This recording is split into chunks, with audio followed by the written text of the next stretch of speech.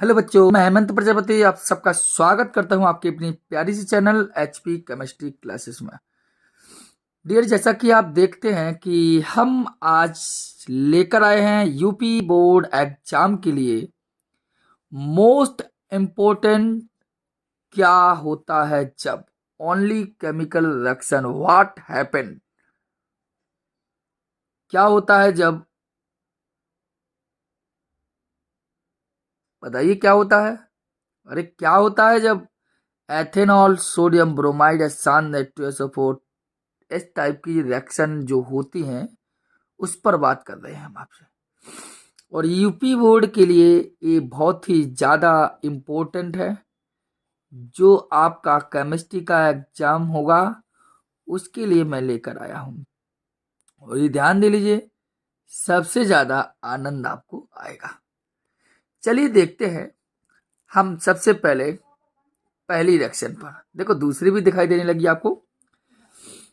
क्या होता है जब what happen when only chemical reaction ethanol sodium bromide तथा सान H2SO4 के साथ क्रिया। देखो, एथेनॉल, एथेनॉल मतलब एथाइल एल्कोहल, आंसर भी लिख रहा हूं सब में।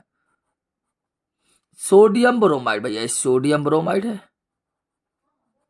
और जो अभिक्रिया जो होती है वो सान H2O4 के साथ नहीं, इसकी उपस्थिति होती है।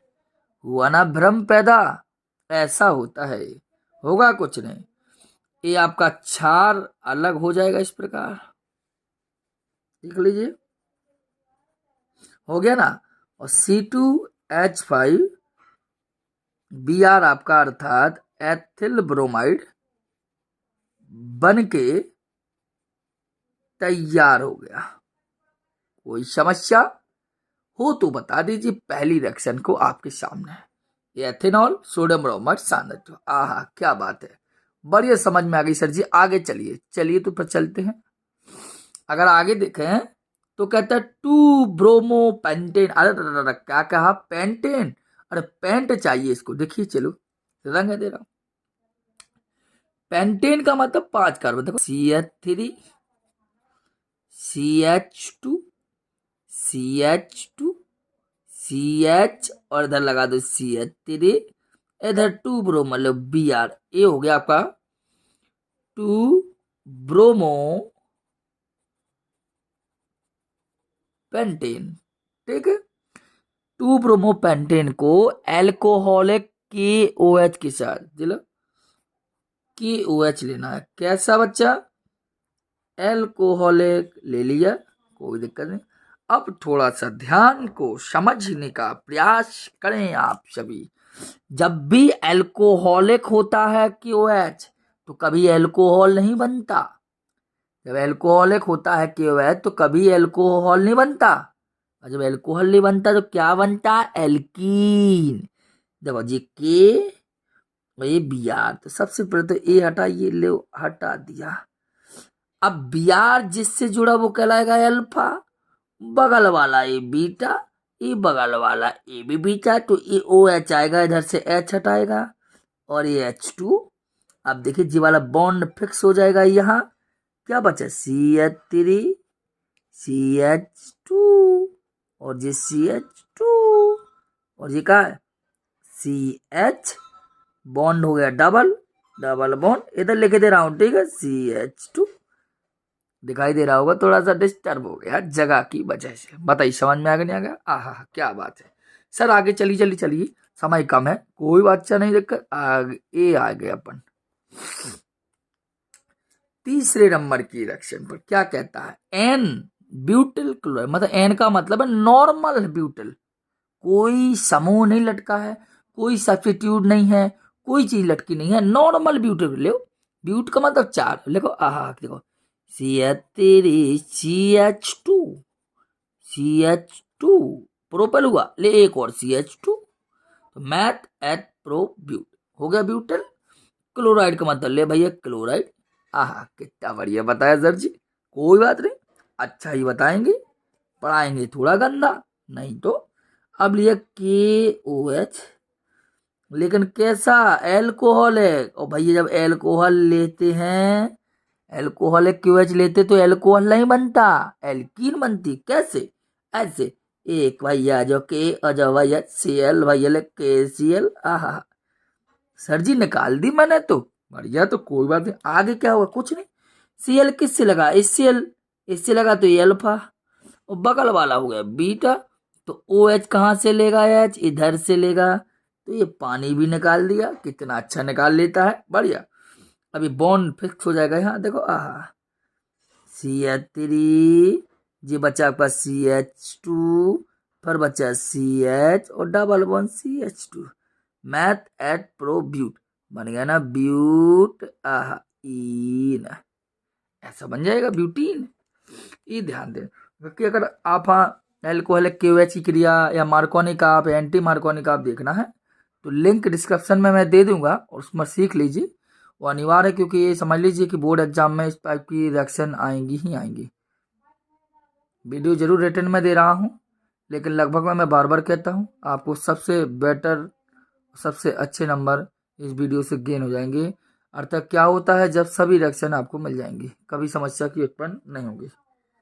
ठीक है, आइए आगे देखा। चलो सर जी आगे चलिए। चौथा आ गया। कोई दिक्कत होगी क्या? नहीं होगी, देखो कैसे नहीं होगी। देखो क्या कहता है, ध्यान दे सुनो। इस मार्कर को बंद कर लूँ मैं। फिनॉल की सांद्र HNO3 से क्रिया, देखो फिनॉल का है, ये फिनॉल हुआ, ये लगाया हमने बेंजीन में रिंग और लगा दिया OH, this is a phenol. ठीक, और फिनॉल की सांद्र HNO3 से भैया HNO3 लगा दो। तो आपको पता होगा सर जी कि फिनॉल की HNO3 से क्रिया हो, देखिए बच्चे, फिनॉल की सांद्र से क्रिया करानी है।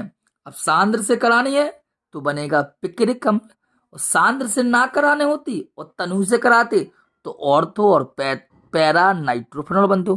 तो पिक्रिक अम्ल बना ली। देखो इधर NO2 जोड़ो, इधर जोड़ो एंड इधर जोड़ो। देखो क्योंकि सांद्र कह रहा है ना, तो देखो इधर NO2 जोड़ो, इधर NO2 जोड़ दिया, और इधर भी NO2 जोड़ दिया, और OH था ही, बस इधर 3 लगा दीजिए, 3H2O निकल के अलग हो जाएगा। ये कहलाएगा पिक्रिक अम्ल या 2,4,6 नाइट्रोफिनॉल, ऐसा भी कह सकते हैं आप। तो सांद्र HNO3 से देखो, ये इंपोर्टेंट रिएक्शन है भैया, इसको आपको बार बार कह रहा हूँ। ठीक है, आगे चलते हैं। थोड़ा जगह कम है तो थोड़ा आपको ज्यादा अच्छे से लिख पा रहा हूँ मैं। सो देखकर फिनॉल की जिंक, पहले मेरा मंतव्य था कि आपको केवल क्वेश्चन दे दूं, फिर मेरा मन हुआ कि नहीं, क्वेश्चन अकेला न दीजिए, बच्चों को सॉल्व भी कराइए, इसलिए थोड़ा सा जगह कम छूटे। पढ़े तो आपने है। चलिए फिनॉल की जिंक देखो, ये क्या है? बेंजीन, इसमें लगा दिया OH, हो गया फिनॉल, और जिंक का मतलब है ये आपको Zn। इससे क्या कुछ नहीं करना है, हमारे जिंक बाबू जाएंगे, ओ को उठा लाएंगे और इनकी शादी हो जाएगी, बन गया Zn ऑक्साइड, और बस जी वाला HEC में विलय हो जाएगा। देखो बन गया ये बेंजीन। क्या बन गया? बेंजीन बन गया ना बेंजीन। आप देखो आगे रिएक्शन देखो, कितना अच्छी रिएक्शन है, कितना सोना है यार, कितना सोना है। आ गया, आइए।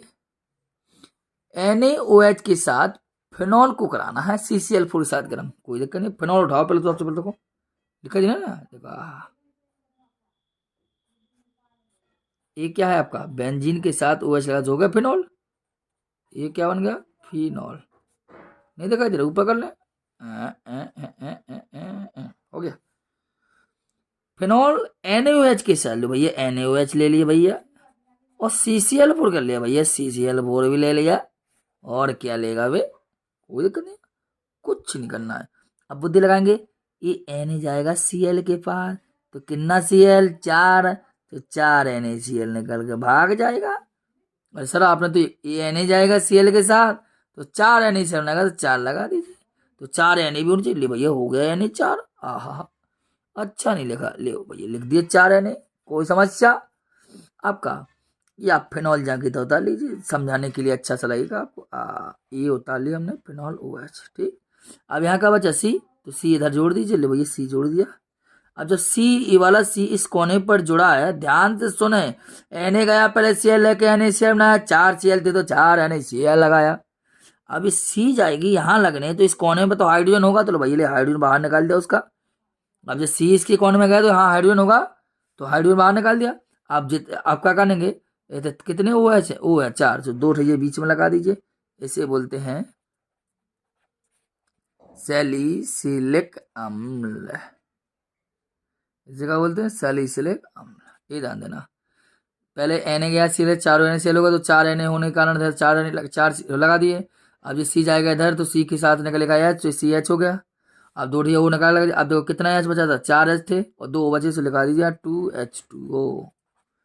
ये रिएक्शन होगी कि NO के साथ फिनॉल की क्रिया कराएं तो क्या बनेगा। रिएक्शन काफ़ी है। अभी 10 मिनट में केवल आपने 6 रिएक्शन समझी और इसको आनंद लिया। चलिए आगे देखें, कितना अच्छा लग रहा है। आ जाइए, देखो देख लिया आपने, चलो कोई दिक्कत नहीं, देख लिया कर। अच्छा, देखने के लिए तो आया हूँ। चलें तो फिर कहाँ, घर चले। देखिए अगला इंपॉर्टेंट रिएक्शन क्या है, एसीटोन को शांत H2SO4। तो एसीटोन का सूत्र क्या होता है, CH3 COCH3। इस किसका सूत्र है, एसीटोन। एसीटोन के साथ शांत H2SO4 का, शांत H2SO4, कोई दिक्कत नहीं है। ये रिएक्शन जो है थर्ड स्टेप होती है। यहां पर एसीटोन को 3 अणु लेंगे और बेंजीन में यहां CH3 समूह, यहां CH3 समूह और यहां CH3 समूह लग जाता है और 3 H2O बाहर निकल जाते हैं। इसे हम बोलते हैं मैसेटिलीन। एंड मेरे हिसाब से और आपके हिसाब से भी आपके टीचर ने बताया होगा कि मोस्ट इम्पोर्टेंट रिएक्शन है, और मैं पहले भी कह चुका हूं, देख लीजिए चाहे। देखो आज ही आ गया साला, फिर बीच में बढ़ गया। चल हट, नहीं सर अभी 1 मिनट, मोस्ट इम्पोर्टेंट है ये, हाँ पहले भी कह चुका हूँ। चल हट, आगे हटा दिया, ठीक है।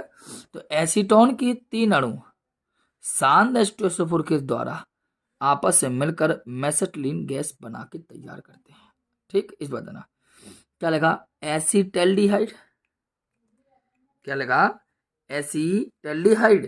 तनु NH के साथ, देखो NaOH तनु है, सांद्र नहीं है। सांद्र की एक अलग बात होती है और तनु की एक अलग बात होती है, ठीक है। इस बात को ध्यान देना। जैसे एसीटल्डिहाइड है, तनु है, तो यहाँ क्या हो कि एल्डोल संघनन है यहाँ पर। तो देखो एक लिए CH3 CHO हमने इस प्रकार। अब क्या सर जी हमें कैसे पता चलेगा ये एल्डोल संघनन है? अरे सर ऐसे पता चलेगा, यहाँ क्या लगा, तनु NaOH के साथ करा रहे हैं एसीटल्डिहाइड की, तो सर एल्डोल ही संघनन होगा। अगर सांद्र के साथ कराते तो HCOO निकलता और आइडो फॉर्म बन जाता। वो क्या बोलते हैं उसको, अगर उसके साथ क्रिया कराते तो, समझ रहा तो। एसिड तनु ऐसे साथ है, तो 2 एसीटाइल लीजिए और तीर के ऊपर लगा दीजिए तनु NaOH। देखो आपका करना है कुछ नहीं, CH3 से दले तो CH2, इसका H बाहर निकाल दीजिए, जिससे OH हो जाएगा और ये हो गया CHO। तो ये दोनों आपस जुड़ जाएंगे तो कैसा होगा, CH3 है और ये CH से क्या होगा, जो OH हो गया और जाएंगे CH2 CHO कंपाउंड हो जाएगा। इसे बोलते हैं एल्डोल, एल्डिहाइड है, ये ध्यान देना जी, कहलाता है हमारा एल्डोल।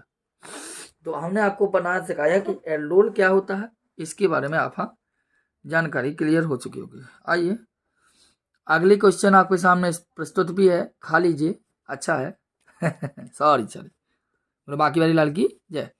आइए फॉर्मिक अम्ल को हमें कराना है फेलिंग विलयन से भी और टोलन अभिकर्मक से। चलिए तो फॉर्मिक अम्ल की, ये है फॉर्मिक अम्ल, ये क्या है आपका, फॉर्मिक अम्ल। एक बार नाम लिखा दे रहा बहुत है, बाकी पेपर कैसा लिखना है या क्या लिखना है इसकी मैं आपको जानकारी बहुत अच्छे से दूंगा किसी एक वीडियो में, बहुत सुपर तरीके से,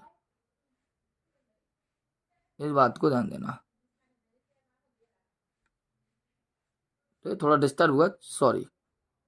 आइए फॉर्मिक अम्ल की फेलिंग विलयन से बट टोलन अभिकर्मक से करें। देखो फॉर्मिक अम्ल फेलिंग विलयन का मतलब क्या होता है, CuOH का होल ट्वाइस, इसके साथ क्रिया होती है।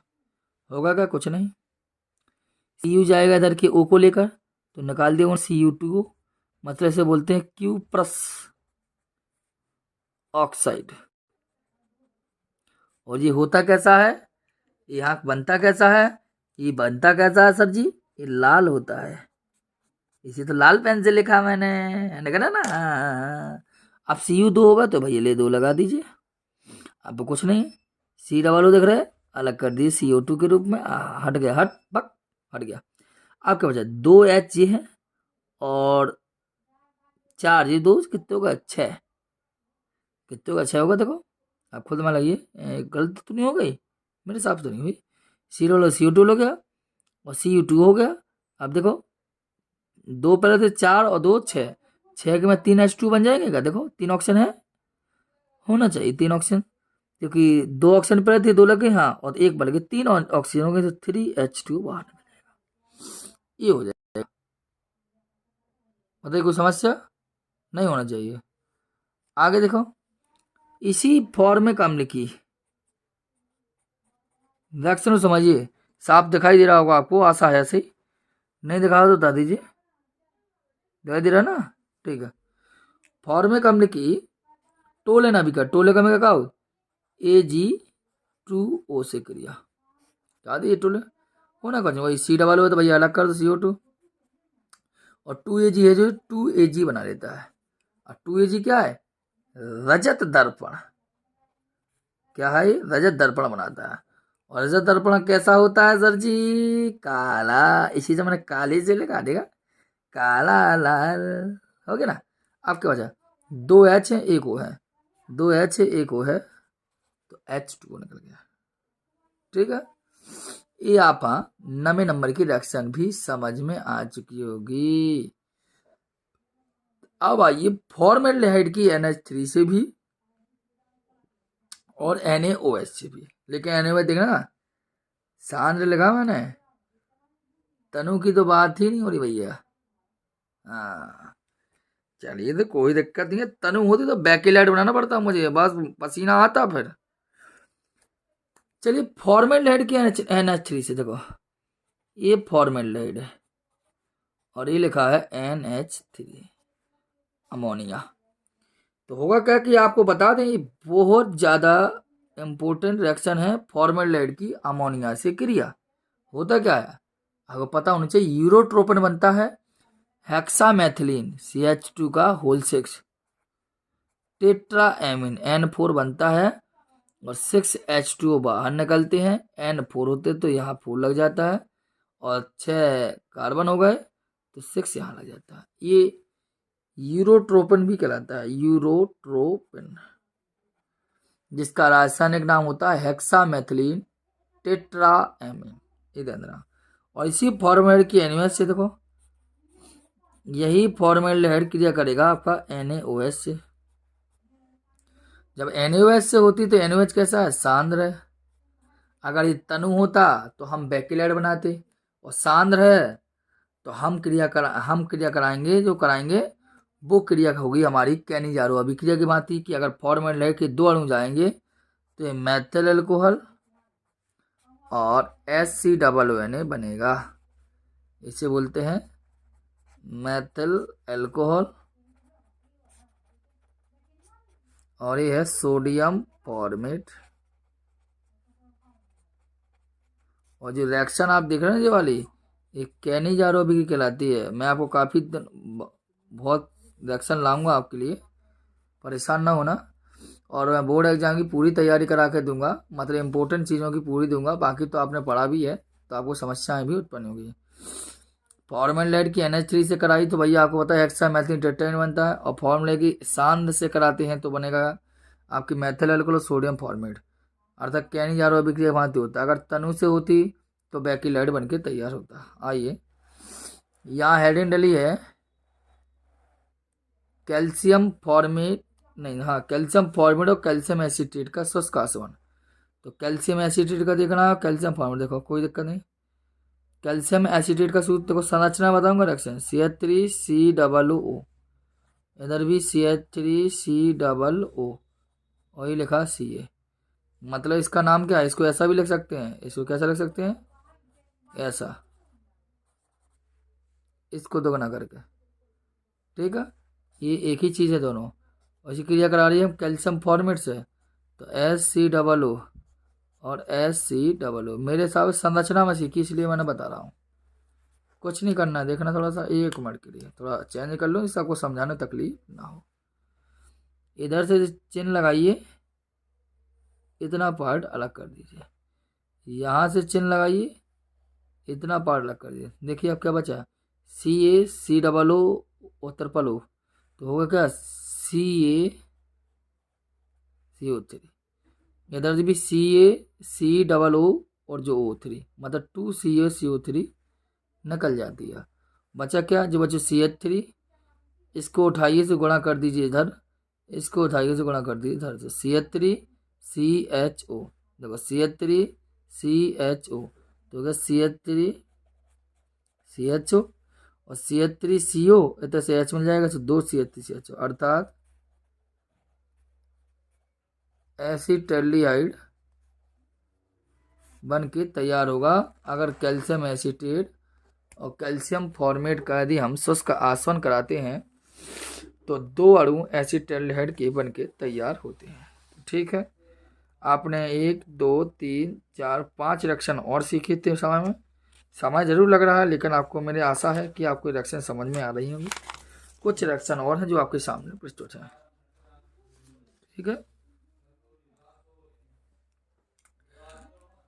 सबसे पहले है एनिलीन का नाइट्रीकरण। थोड़ा अजीब है भैया, आपको बता दें, क्योंकि एनिलीन नाइट्रीकरण के बारे में आप जानते हैं प्राचीन काल से। नाइट्रीकरण का मतलब होता है सांद्र HNO3। नाइट्रीकरण का मतलब होता है सांद्र HNO3 और सांद्र सल्फ्यूरिक अम्ल के मिश्रण से क्रिया। लेकिन आपको बता दें, एनिलीन का आसानी से नाइट्रीकरण होता नहीं है। एनिलीन का डायरेक्ट आप नाइट्रीकरण कराना चाहें, अर्थात आपने सोचा कि हम एनिलीन लें, देखना थोड़ा मैं समझाऊँ नीचे। यदि हमने सोचा ये एनिलीन ली और हमने इसमें HNO3 से क्रिया करा देंगे, तो एनिलीन का डायरेक्ट नाइट्रीकरण कभी नहीं हो सकता। क्यों नहीं होता है, क्योंकि एनिलीन में जो NH2 समूह होता है वो इस नाइट्रिक अम्ल के द्वारा ऑक्सीकृत हो जाता है, और इसलिए ऑक्सीकृत ना हो, इसलिए एनिलीन का पहले नाइट्रीकरण नहीं कराते। पहले क्या कराते हैं, पहले इसका एसिटिलीकरण कराते हैं, मतलब एसिटिल क्लोराइड या एसिटिक एनहाइड से क्रिया कराते हैं, और फिर नाइट्रीकरण कराकर उसका जल अपघटन कराते हैं। ये एसिटिलीन का नाइट्रिक अम्ल है, नाइट्रीकरण होता है। देखना थोड़ा समझ लीजिए। जैसे लिखा, सबसे पहले कराते का है एसिटिलीकरण, CH3 और Cl लेकर, होना कुछ नहीं, ए वाला H जाएगा HCl के साथ, तो HCl बाहर निकल जाएगा और खुद जुड़ जाता है उसकी जगह पर NH है ही, और क्या बच्चों COCH3, इसे बोलते हैं एसिटिनाइड। ठीक है, अब इसी एसिटिनाइड का हम कराते हैं नाइट्रीकरण, मतलब अब कराएंगे सांद्र HNO3 से क्रिया। तो क्या होता है, HNO3 से NO2 निकल के ऑर्थो और पैरा स्थिति पर लग जाता है। देखो इस प्रकार, ये आपका वही NHCOCH3 है, यहाँ भी NO2 लग जाएगा, और इसी प्रकार ये कंपाउंड बनेगा। तो देखना NHCOCH3 तो है ही, एक पैरा पोजीशन में लग जाएगा। फिर इन दोनों रिएक्शनों का होता है जल अपघटन, ये होता है जल अपघटन। जल अपघटन होने से क्या होगा, अब जल आपका जो क्या होगा, देखना सुनना, जो NH है तो NH तो रहेगा ही, और NO2 जो है NO2 रहेगा यहाँ के, था इधर से एक H मिलेगा, इसके साथ जुड़ेगा NH2 हो जाएगा, और एक OH बच्चों से Cl इतने के साथ अलग हो जाता है। इसी प्रकार यहाँ होगा, मतलब जे NO2 का NH है तो NH ही रहेगा ये वाला। अब ये NH है तो एक इधर से मिलेगा तो NH2 हो जाएगा, और जो OH मिलेगा तो साथ जुड़कर इसके साथ अलग हो जाएगा, अर्थात दो जल के अणु, अर्थात इसे बोलते हैं ऑर्थो नाइट्रो एनिलीन, इसे बोलते हैं पैरा नाइट्रो एनिलीन। मतलब इस स्टेप में चलती है रिएक्शन। कोई सोचे कि नहीं सर बनना तो वही है तो डायरेक्ट करा दीजिए, तो डायरेक्ट मैथ कराएंगे तो ये रॉन्ग मेथड कहलाएगा, क्योंकि एनिलीन का डायरेक्ट नाइट्रीकरण संभव नहीं है। अगर कराते हैं तो इसका ऑक्सीकरण हो जाता है NH2 समूह का, इसलिए सबसे पहले एसिटिलीकरण कराएंगे, फिर HNO मिलेगा तो यहाँ जोड़ दीजिए आप, और फिर इसका जलावटन कराइए, फिर H लगा के अलग कर दीजिए, ठीक है। इसे डायरेक्ट नहीं करा सकते। एक रिएक्शन देखिए फिनॉल का ठंडे तथा तनु HNO3 से, देखो अभी फिनॉल की हमने सांद्र HNO3 से क्रिया कराई थी, तो हमने देखा क्या पिक्रिक अम्ल बनता है। और अब हम फिनॉल की, अगर अब हम फिनॉल की ठंडे HNO3 से क्रिया कराते हैं तो होता क्या है, यहाँ क्या है कोल्ड है और डाइल्यूट है, दोनों चीज़ें हैं। तो होगा क्या कि एक ऑर्थो और एक पैरा दो समावयवी बन के तैयार होंगे इस प्रकार। OH जाके चला गया, ये एक NO2 यहाँ जुड़ जाएगा, जिसे बोलते हैं ऑर्थो नाइट्रोफिनॉल, और एक जुड़ जाएगा OH इधर, जैसे बोलेंगे पैरा नाइट्रोफिनॉल। इस बात को हमेशा ध्यान देना। अगर फिनॉल की सांद्र से कराते हैं तो पिक्रिक अम्ल बनता है, हम पहले भी सिखा चुके हैं आपको, जस्ट अभी कुछ टाइम पहले ही सिखाया मैंने, ठीक है। देख लीजिए यहाँ है ये आपकी फिनॉल की सांद्र HNO से कराए तो हमने देखो 3 अणु लेके पिक्रिक अम्ल बना के बताया आपको, और यहाँ फिनॉल की ठंडे से कराए तो नाइट्रिक ऑर्थो पैरा बनता है। तो इस बात को आपको डिफरेंस खुद सीखना है कि कहाँ डिफरेंस होगा नहीं होगा। जैसे अगर आपसे क्वेश्चन पूछ लिया जाए कि एनिलीन का हैलोजनीकरण क्या होगा, क्वेश्चन आपसे पूछ जाए एनिलीन का हैलोजनीकरण क्या होता है, एनिलीन हैलोजनीकरण का मतलब ही आपको पता होना चाहिए कि हैलोजन से क्रिया हो गई।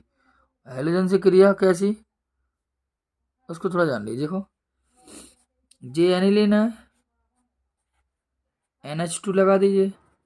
हैलोजनीकरण का मतलब है चाहे ब्रोमीन से कराइए चाहे क्लोरीन से। चलो मैं क्लोरीन तो हर व्यक्ति लेता है, ब्रोमीन लेके दे रहा हूँ, तो ना कुछ नहीं है, EBR इधर लगेगा, इधर भी लगेगा, इधर मत दिख रहा, तीनों जगह पर BR लग के तैयार होगा, अर्थात इधर भी और इधर भी। तो 3 जगह लगेंगे तो 3 लगाइए पर, और तीनों जगह से H निकलेंगे तो 3HBr बन के तैयार होगा। तो देखो ये पहला कार्बन कहलाया, ये दूसरा, ये तीसरा, ये चौथा, ये पांचवा, ये छठा, मतलब ये 2 नंबर पे, ये चौथे नंबर पे, ये छठवां। सो नाम लिख सकते हैं 2,4,6, 3 ठेगा है जो ट्राई, क्या है 3 ब्रोमीन तो ब्रोमो, और किसके साथ है एनिलीन के साथ, तो tri bromo aniline, 2,4,6 tri bromo aniline. आशा करते हैं कि इतनी सभी रिएक्शन आपको समझ में आई होंगी, ठीक है। तो ये जो रिएक्शनें थी ये सभी की सभी यूपी बोर्ड के लिए थी, मैं आपको कंप्लीट करा भी चुका हूँ। ये समथिंग 13 रिएक्शन बताई हैं, और एक अपने स्टर से बताई हैलोजनीकरण, तो इनको समझने पर करना। पहले विधान ये था कि सोचा था कि क्वेश्चन आपको दे दें और कंप्लीट हो जाए, फिर सोचा कि नहीं, क्वेश्चन अकेले देने से कोई फायदा नहीं होगा, थोड़ा सॉल्यूशन दे लीजिए और सॉल्व। केवल आध घंटा लगा, 30 मिनट में आपको ये रिएक्शन समझ में आ चुकी हैं। इन्हीं रिएक्शनों से मैं दावा करके कहता हूँ, भाई साहब लिख लीजिए, नोट कर लीजिए, इन्हीं रिएक्शनों में से आपको फंसेगा पेपर और कोई रिएक्शन बाहर नहीं जाएगी। ठीक, मिलते हैं हम नेक्स्ट वीडियो में नई इंपॉर्टेंट क्वेश्चन लेकर। जय हिंद।